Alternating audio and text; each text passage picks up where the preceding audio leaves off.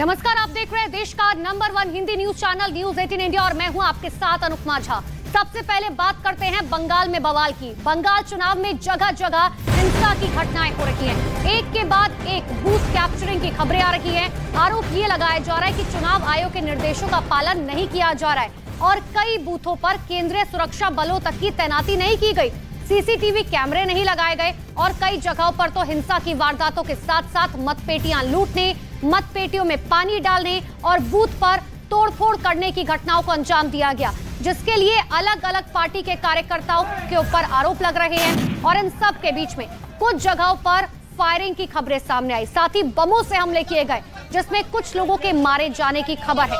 हालांकि टीएमसी का यह आरोप है कि उनके 3 कार्यकर्ताओं की हत्या की गई, तो भारतीय जनता पार्टी का यह आरोप है कि कार्यकर्ताओं की, यानी कि हमारे 4 कार्यकर्ताओं की अब तक हत्या की गई।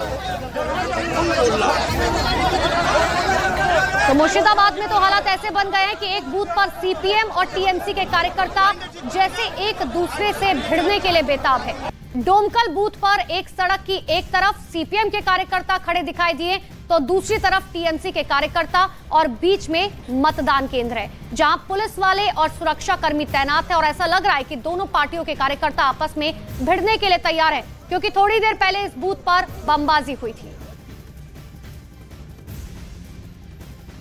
मुर्शिदाबाद के डोमकल में हूं, जहां पर एक के बाद एक कई ऐसी घटनाएं सामने आई हैं जिनको लेकर के कानून व्यवस्था पर सवाल उठने लगे हैं। एक तस्वीर यहां की डोमकल की आपको दिखाऊं। एक तरफ आपको सीपीएम के समर्थक दिखेंगे, हाथ में लाल झंडे लेकर के खड़े हैं, बीच में पुलिस बल मौजूद है और दूसरी तरफ तृणमूल कांग्रेस का एक दल खड़ा है।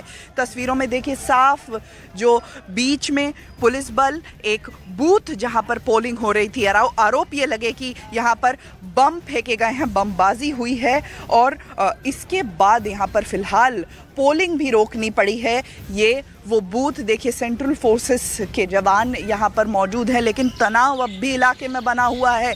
एक तरफ जो सीपीएम के समर्थक हैं वो खड़े हैं, दूसरी तरफ तृणमूल कांग्रेस के समर्थक खड़े हैं। पुलिस के आला अधिकारी यहाँ पर मौजूद थे। अब भी यहाँ पर राज्य रैफ के जवान जो हैं उनको तैनात किया गया है।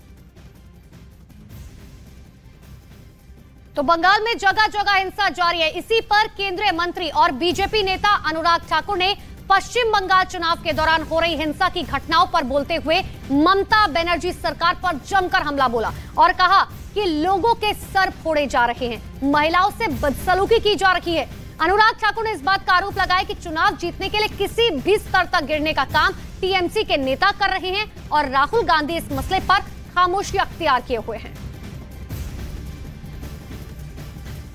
पश्चिम बंगाल में चुनाव की घोषणा, यानी कि लोकतंत्र की हत्या की शुरुआत, लोगों के साथ मारपीट, गोलीबारी, बम धमाके, आगजनी, ये आम बात हो जाती है और एक बार नहीं अनेक उदाहरण ऐसे देखने को मिले हैं।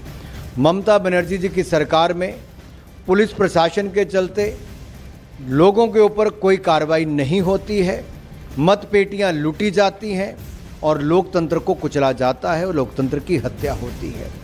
कैसे लोगों के सिर फोड़ दिए जाते हैं, कैसे महिलाओं के साथ अत्याचार किया जाता है और कैसे चुनाव जीतने के लिए किसी भी स्तर तक और किसी भी स्तर तक गिरने का काम ममता बनर्जी जी और टीएमसी के नेता करते हैं।